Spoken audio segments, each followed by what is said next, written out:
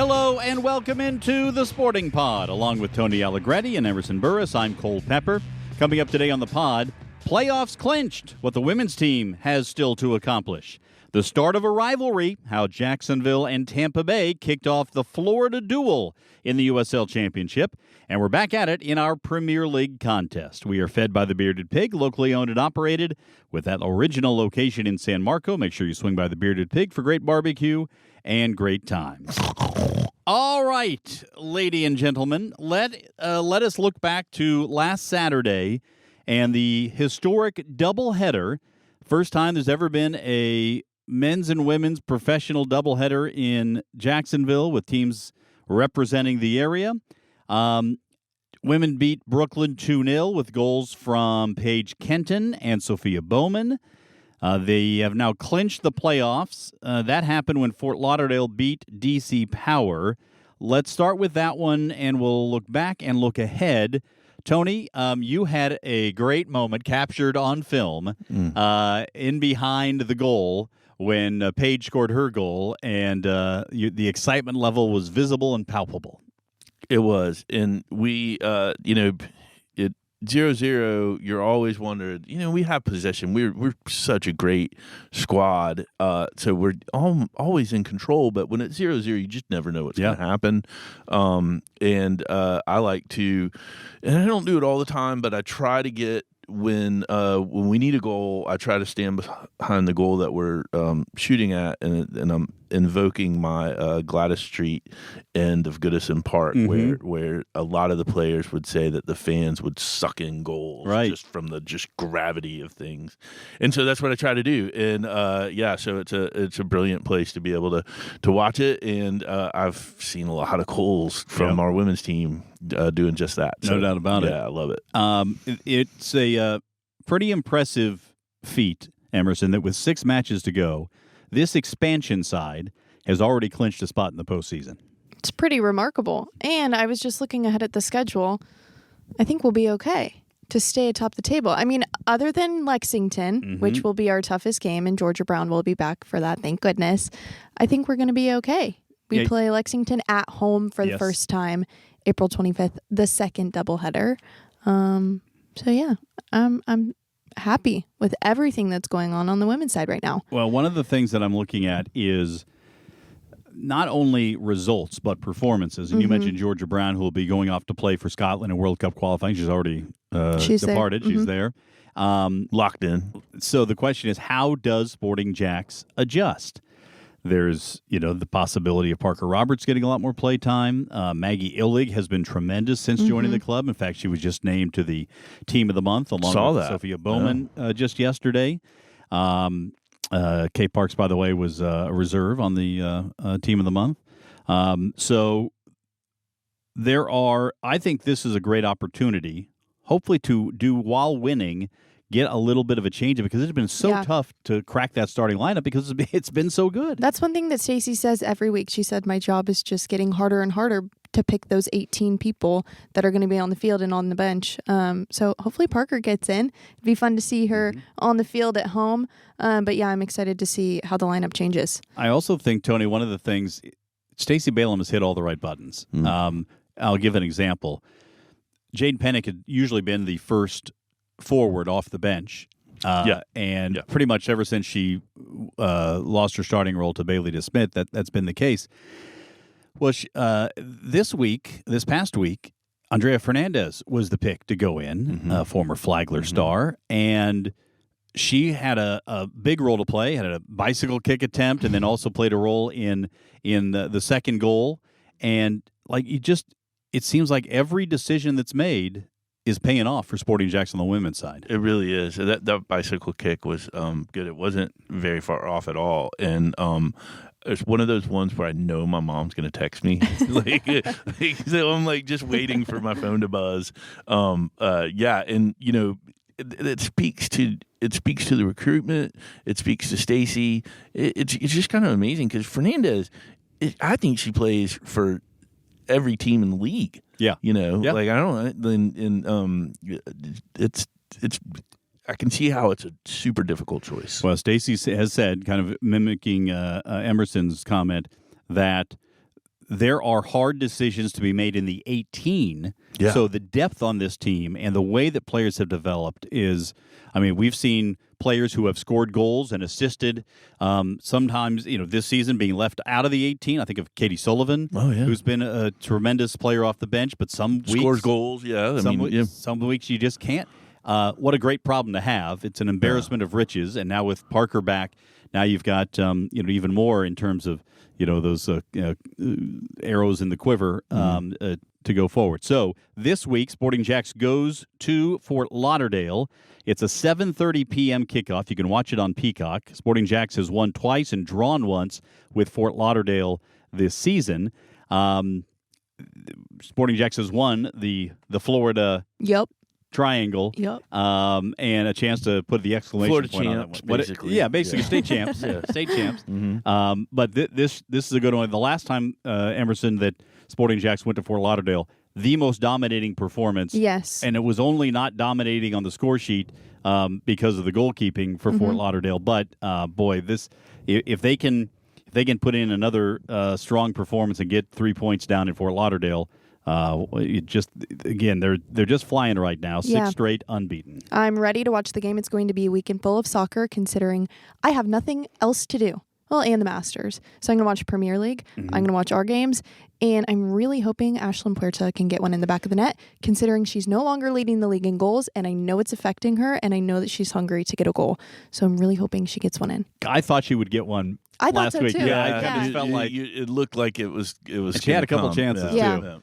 All right, season tickets are on sale for the Sporting JAX men's team. They are pro-rated season tickets at this point.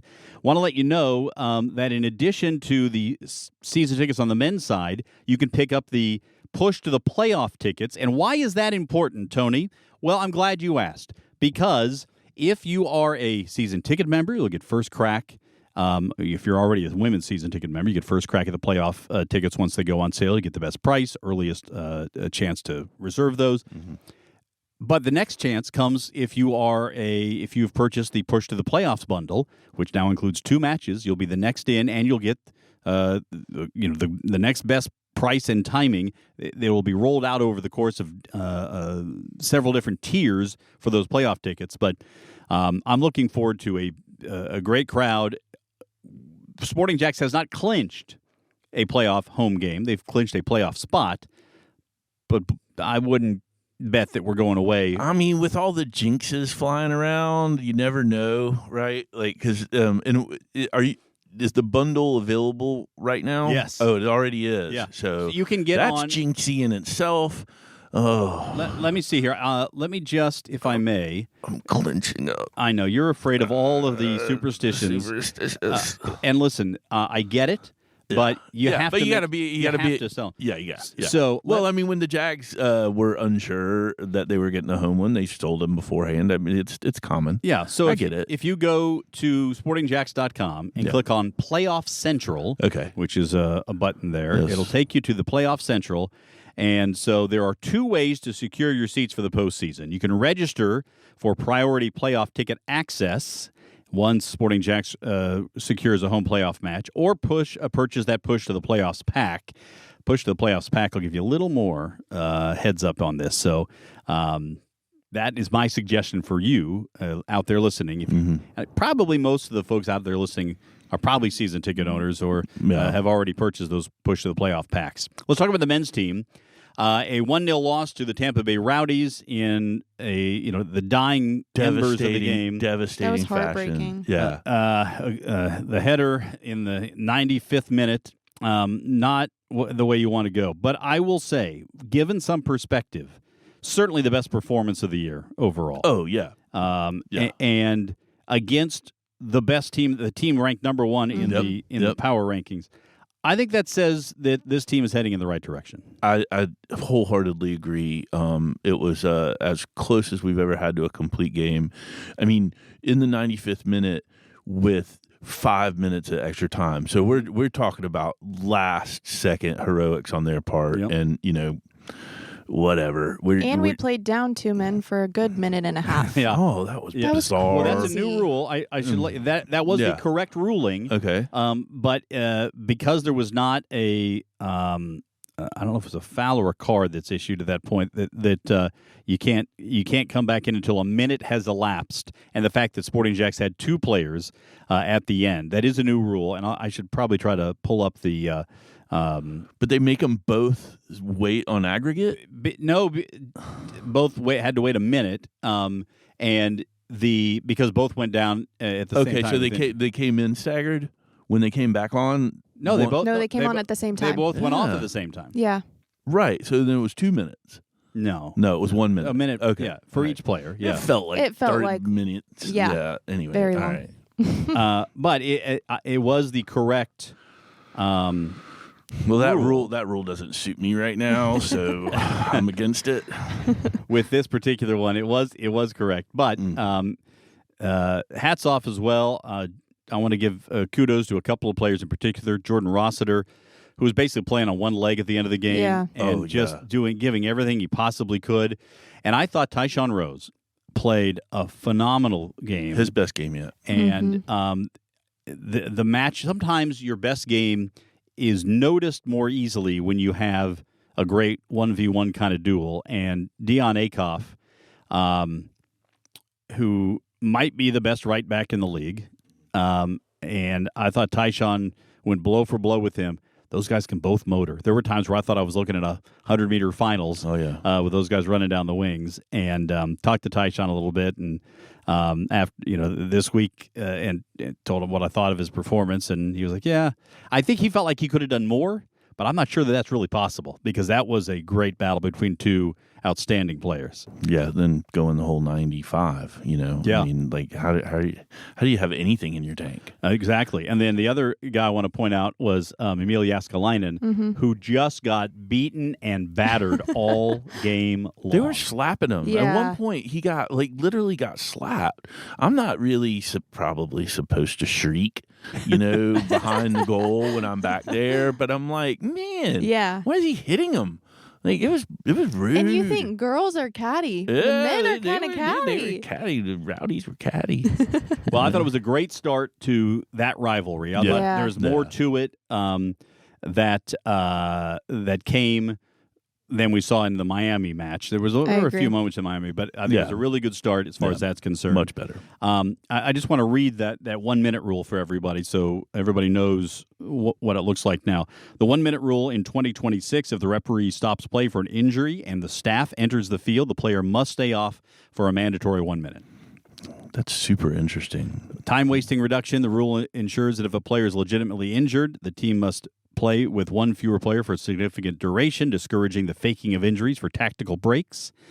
And is that one of those FIFA test cases? I know we're doing that.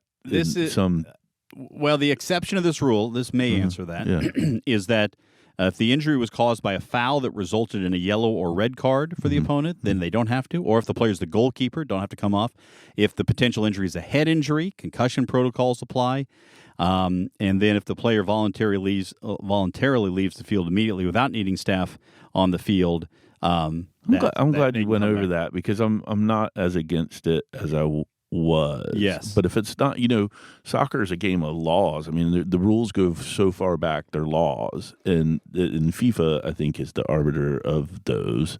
I wonder if it's a little test case. I think MLS has also doing something, instituted this. And I think it's just trying to get more control over the clock, which makes perfect sense.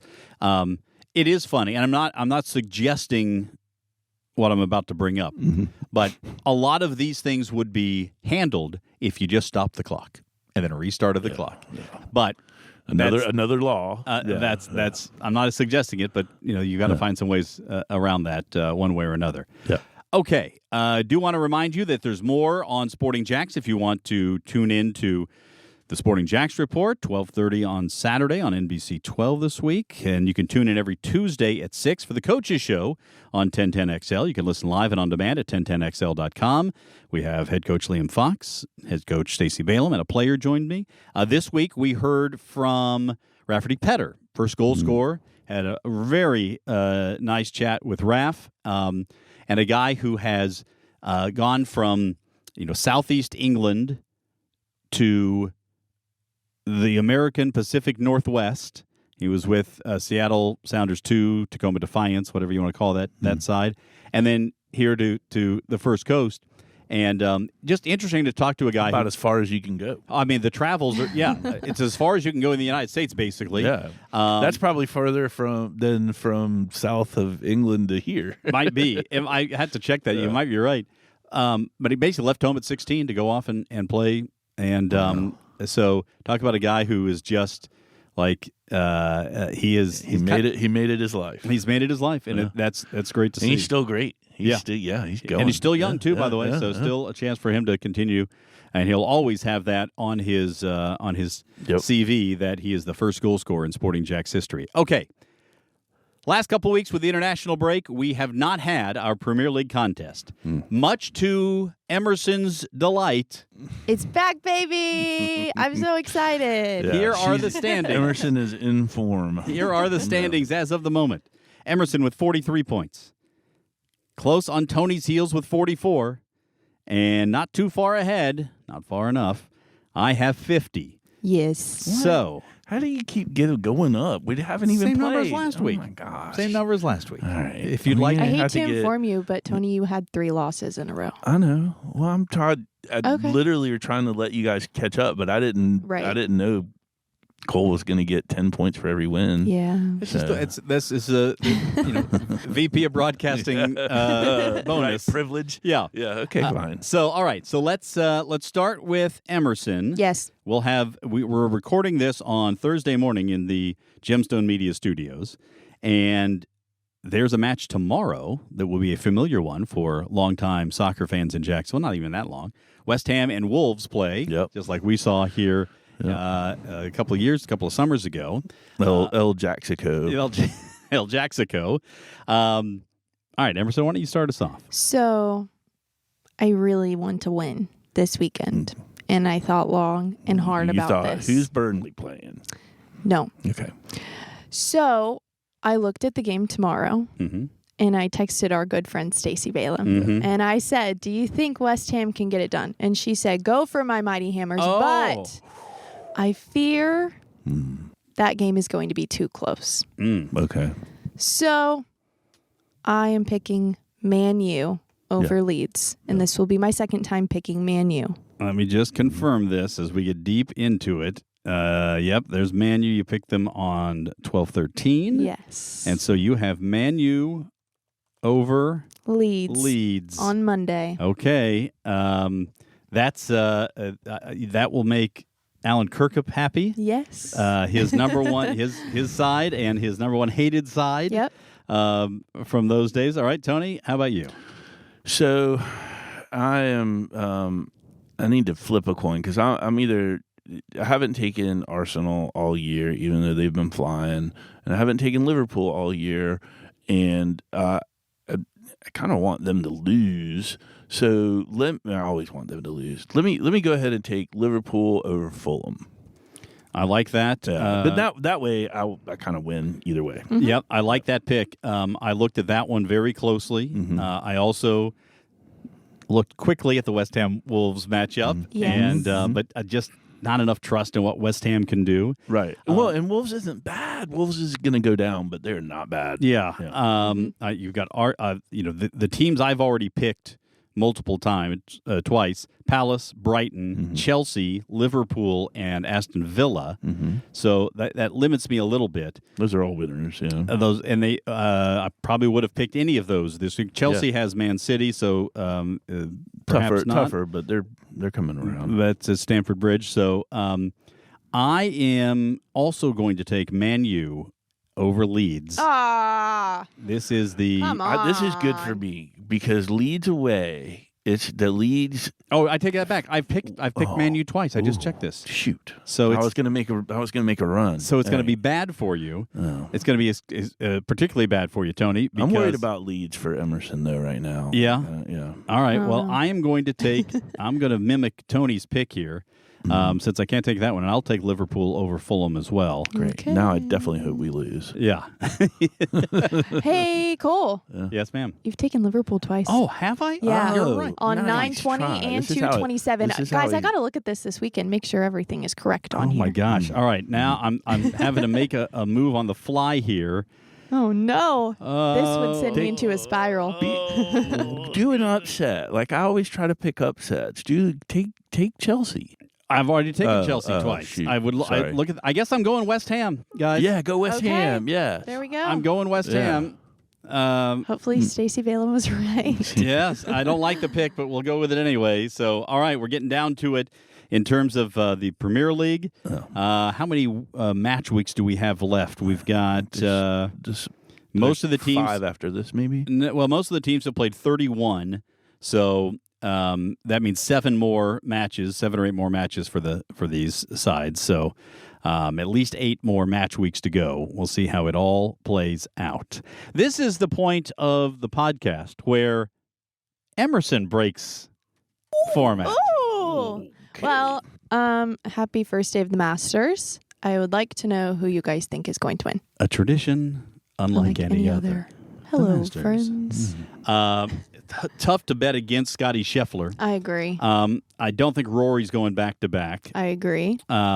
If form matters, Gary Woodland, former Kansas Jayhawk, coming off a Rock win chalk. a couple of weeks ago, but I don't think his game really suits at the Masters. So I think I'm going either Scheffler or Colin Morikawa as my okay. semi-long shot. Tony? I don't really know anything about golf that much. So how about Kim? I'll take Kim. Siwoo Kim? Yeah, well, if there's multiple Kims, I want all the Kims. Okay, I'm not sure if he's in the field. I'll check it out. Okay, if not, then give me a Kopka or whatever his name Koepka? is. Yeah, Brooks? yeah. Yes. Okay. If Siwoo isn't in there, but I bet he's got to be in there. Didn't he make a run at it? Did he win it? Siwoo is not All right. in the field. Give me Brooks then. Sorry. There's thank you. Minwoo Kim is in, however, so you can always pick Minwoo. I want Minwoo and Brooks. Y'all give me 2. Okay, we'll give you Yeah, 2. thank you. All right. Yeah. Emerson, then. I think Scheffler is a safe pick. Yeah, that's I'm excited to see what Shoffley can do. Mm-hmm. And I'm excited to watch Fleetwood. All right, so it's 3. I'm picking 1. No. I'm just Tony saying I'm picks 2. excited to Emerson watch picks them. But Tommy, really, Tommy Fleetwood Yeah. is a great pick. He's Yes, a thank huge you. Everton fan. Is So, he? yep. Ah, So, yep. pretty cool. But I'm going with Scotty. All right. That's All right, my I'm number changing one. mine to Fleetwood. Okay. Okay. All right. All right. Well, All there- This is good. This Let is the most I've talked about golf in my life. And we appreciate everybody tuning in for their golf betting tips, Yes. which are definitely the ones you should take Yes. based on this conversation. Tony, what about on your side? Well, so as you know, our tailgaters, the First Coast Ultras, are doing amazing things. I just want to shout out our grill master Facundo, our music director Curtis, all of the Brody who set up our Discord. We got an amazing supporter section, and the sandwich tailgate that we did. How were the sandwiches? The sandwiches were unbelievable. Wow. It was like chimichurri on a baguette with the Argentinian chorizo. Oh, Delicious. And it's different. It's a different menu every time. But and we'll do the sandwich tailgate on the 25th again. But those guys are so great, and we did a little new thing. We tested out kind of having the fan zone out there, which gave it a little beat, gave it a little sizzle, and I think all of the sort of partners that activated out there were happy with it. So we'll probably do that again on the 25th. But yeah, just shout out the energy of the supporters. I will say that we are working feverishly, and we have another podcast before that match, but we have a huge celebrity coming. We do. To eat. I think we can announce it. Yeah, I think we should. Joey Chestnut. Joey Chestnut, and he is going to be competitively eating hard-boiled eggs, and we are working feverishly to get one of our music director to eat eggs, and he doesn't like eggs. Oh. This Do you guys like hard-boiled eggs? I'll have a little salt Yeah, on there. I mean, not 20 in a minute, but Right. yes. Ew. Yeah. But Okay. maybe 2 for a little quick snack on Yeah. the go. 2 over an hour. Yeah. Okay. All right. Pretty cool. That will do it for us here on the Sporting Pod. We thank you for listening, and you can be a part of things by helping to spread the word about the Sporting Pod. So please share this podcast with your soccer fan friends as we grow the community around Sporting JAX. For Emerson Burris and Tony Allegretti, I'm Cole Pepper. Thanks so much for listening to the Sporting Pod. We're so good at this. We are.